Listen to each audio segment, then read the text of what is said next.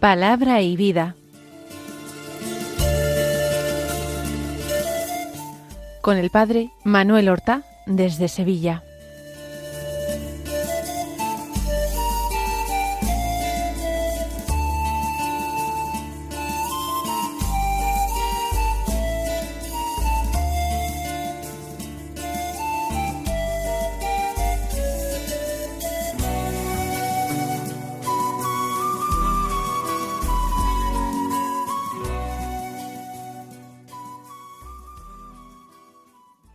En el nombre del Padre, y del Hijo, y del Espíritu Santo. Amén. Alabados sean Jesús y María.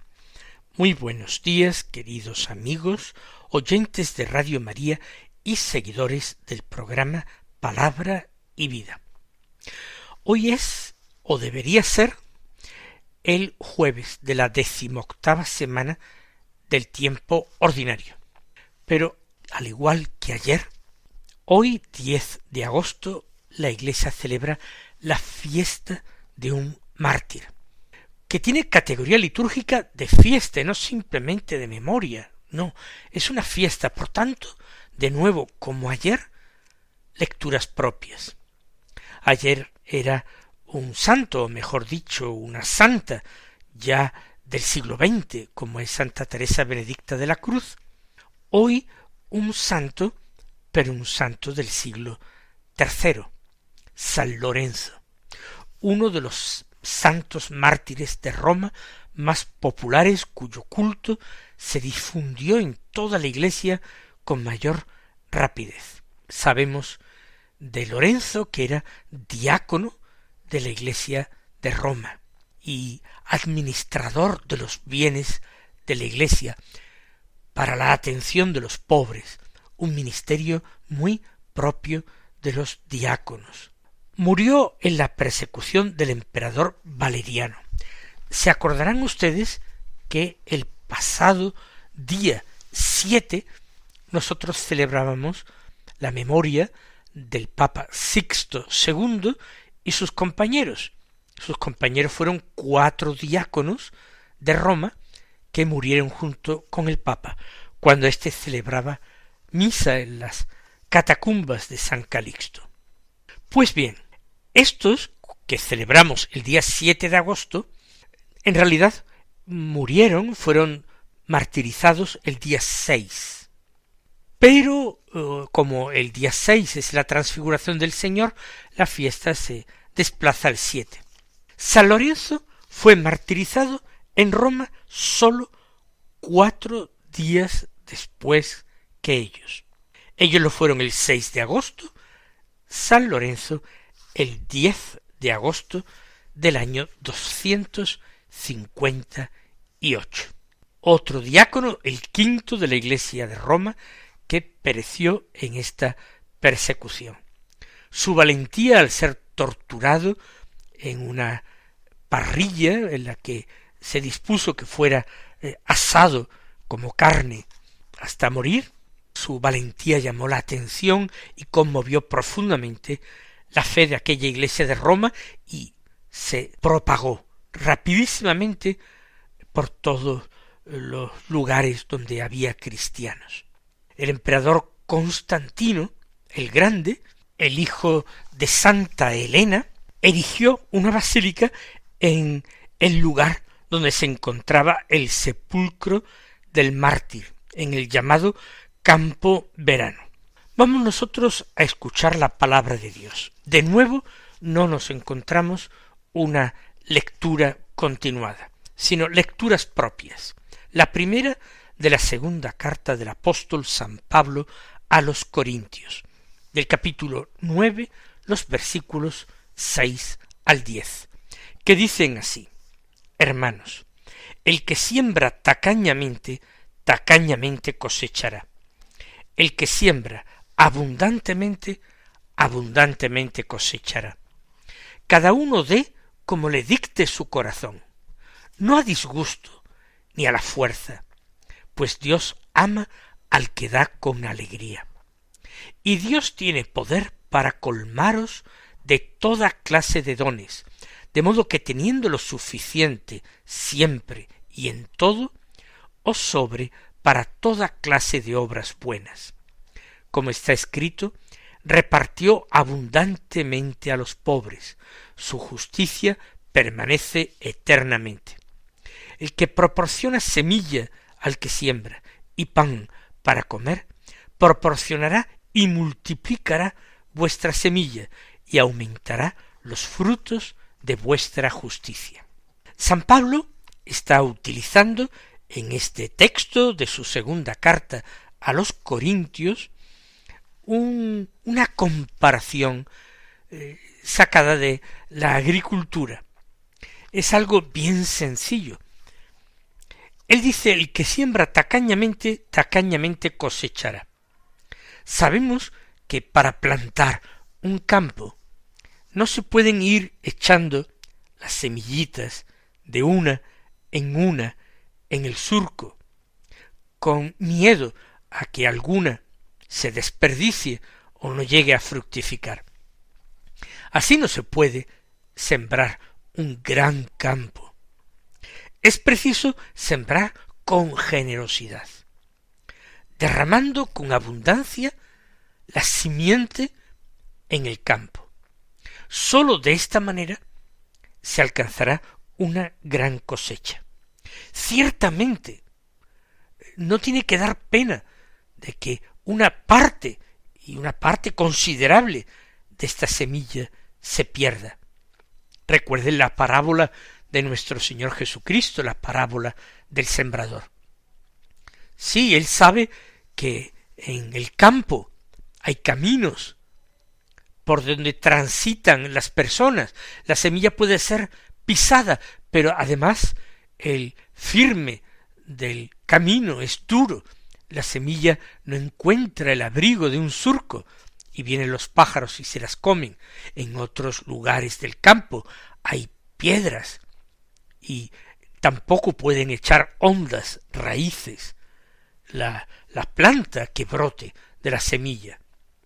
Y también el aire, el agua, los pájaros traen semillas de malas hierbas que sin que nadie las haya plantado con esa intención, sin embargo brotan espontáneamente y pueden terminar ahogando lo sembrado en el campo, quitándole luz, agua, para que crezca la buena semilla. Hay que sembrar con generosidad, con mucha abundancia, para que, compensado todo lo que se pierde, la cosecha pueda ser espléndida.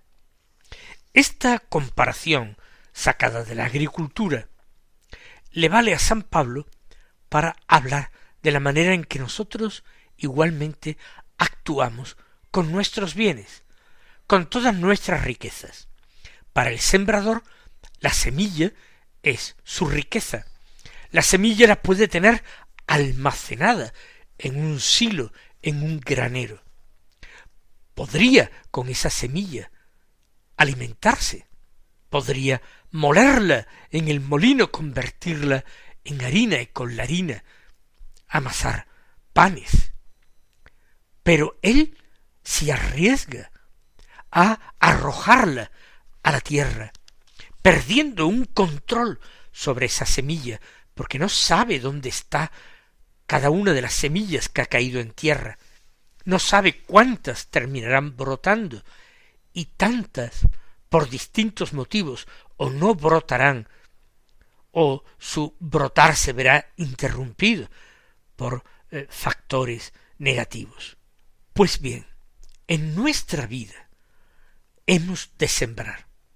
Hay que sembrar también nuestras riquezas, empezando por las materiales. San Pablo está haciendo un llamamiento a la generosidad, a la limosna, al compartir los bienes con que Dios nos ha bendecido. Pero ojo, ni siquiera él como apóstol se atreve a establecer la cuantía de estas limosnas.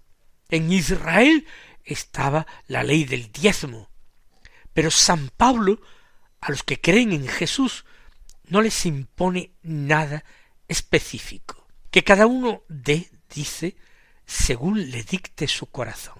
Porque hay que dar, dice San Pablo, no a disgusto, no a la fuerza, o lo que es lo mismo, no por obligación. Tendría poco mérito eso, como nosotros pagamos a veces los impuestos al Estado, porque no hay más remedio. A lo mejor no nos parece bien, nos parecen que son excesivos o que gravan particularmente a cierto tipo de personas o cierto tipo de productos que consumimos, o no estamos de acuerdo porque nos parece que ese dinero que nos ha costado ganar se emplea muy mal para el enriquecimiento de algunos que están apegados al poder, no para el beneficio de todos, como dice la propaganda pública, política. No, que cada uno dé libremente, como le dicte su corazón. San Pablo confía en que ese corazón de los cristianos es un corazón convertido al Señor. Y les invita a esto porque así alcanzarán un gran mérito ante Dios. Así Dios se convertirá en deudor de estos que con tanta generosidad comparten, que con tanta generosidad se desprenden de sus riquezas en beneficio de otros, y esto por fe en la palabra de Dios y por amor a Dios y al prójimo.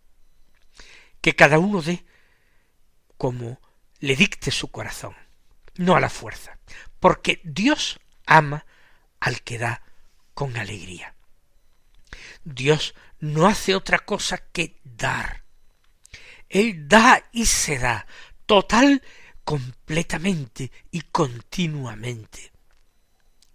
Y cuando hay alguien que da con generosidad, que cree tan profundamente que no piensa que dar sea una pérdida, sino más bien una ganancia, el corazón del Señor se conmueve porque encuentra a alguien, porque encuentra a un hijo que particularmente se le parece.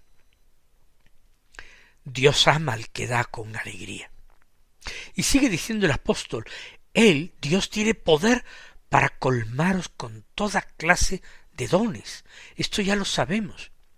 De modo que, teniendo lo suficiente siempre y en todo, os sobre para toda clase de obras buenas.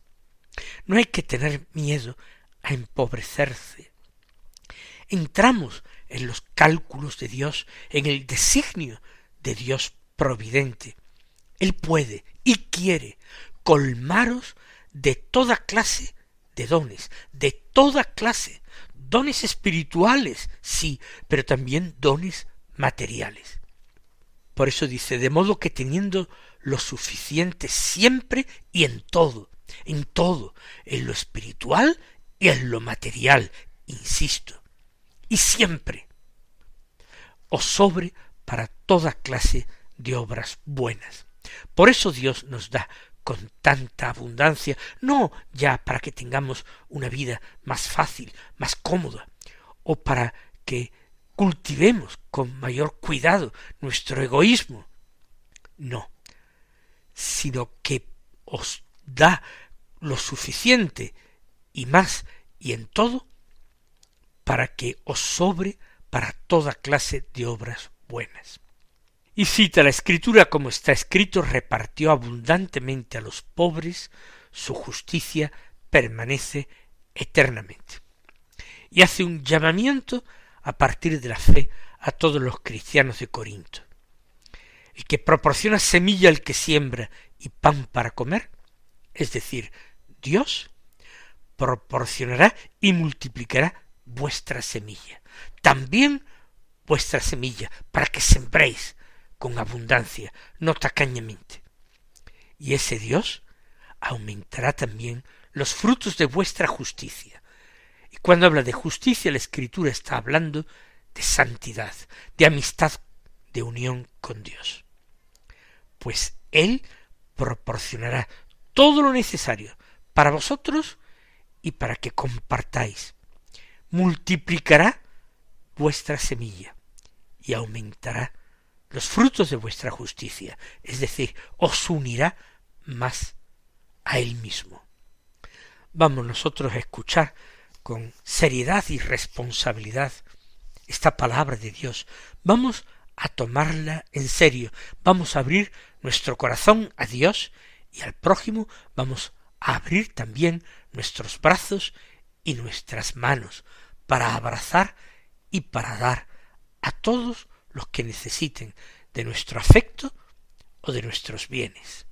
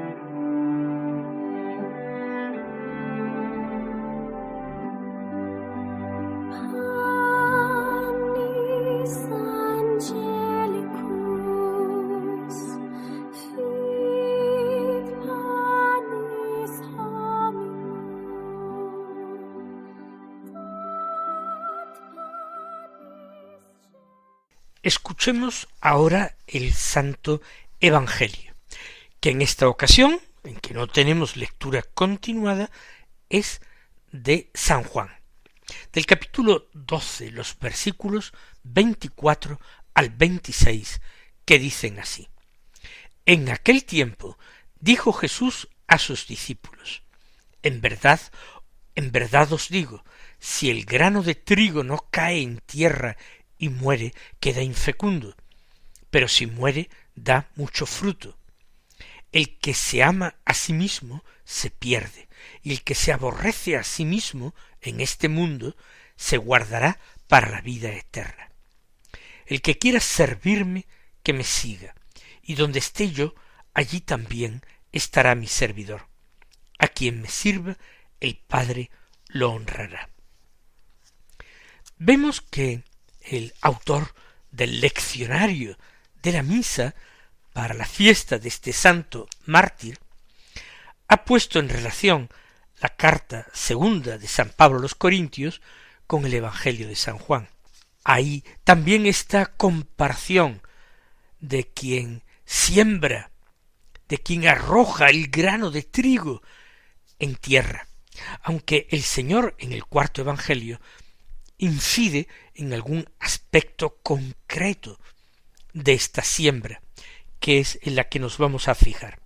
Y todo esto en relación con San Lorenzo.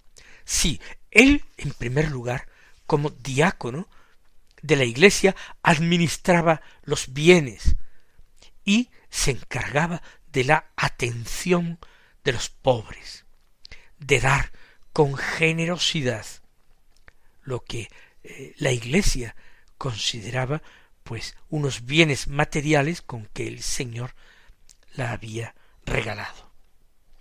Pero San Lorenzo no se limitó a repartir los bienes de la Iglesia y seguramente los suyos propios.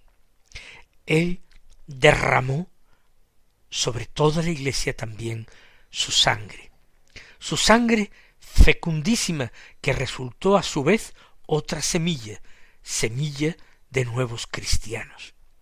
Habrán escuchado con mucha frecuencia ese dicho: la sangre de los mártires es semilla de nuevos cristianos. Y es verdad que después de cada persecución en la Iglesia, florece la Iglesia, florece en virtudes, florece en santos, en dones espirituales, en vocaciones, en todo, ¿Por qué? Porque la sangre de los mártires ha sido verdaderamente semilla que ha caído en el campo y ha empezado con esa abundancia con que ha sido sembrada a producir fruto.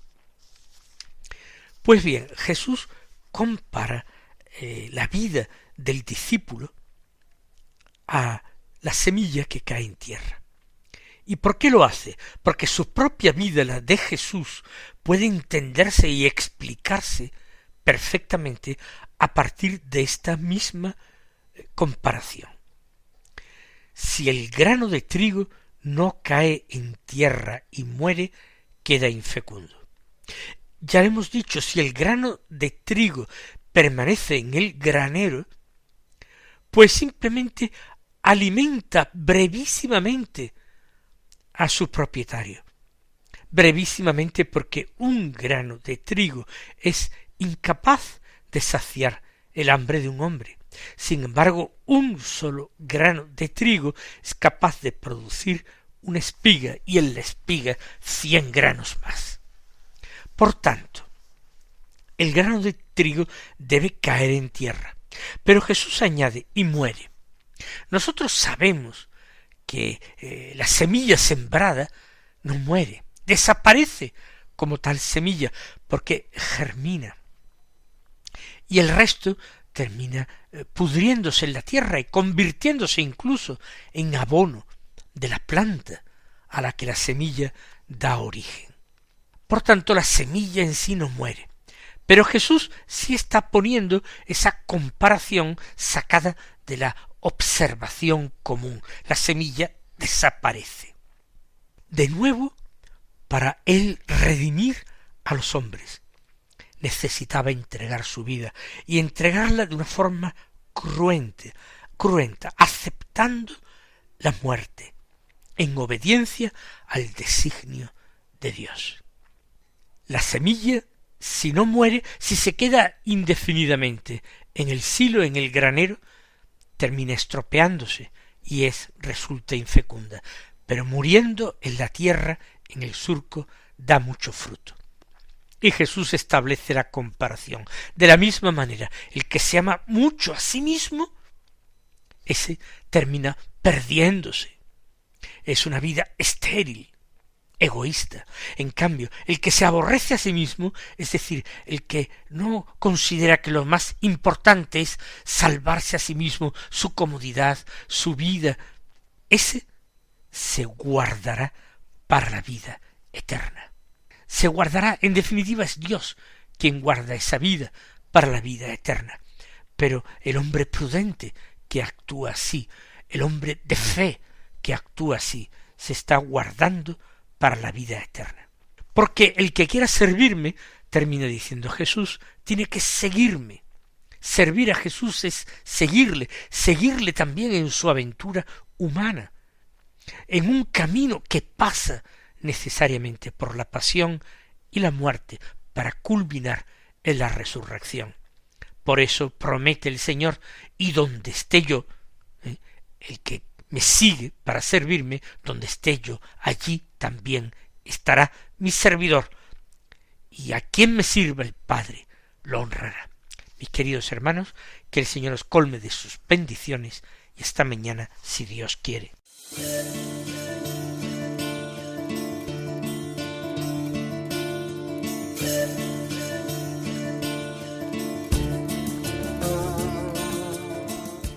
Han escuchado en Radio María Palabra y Vida,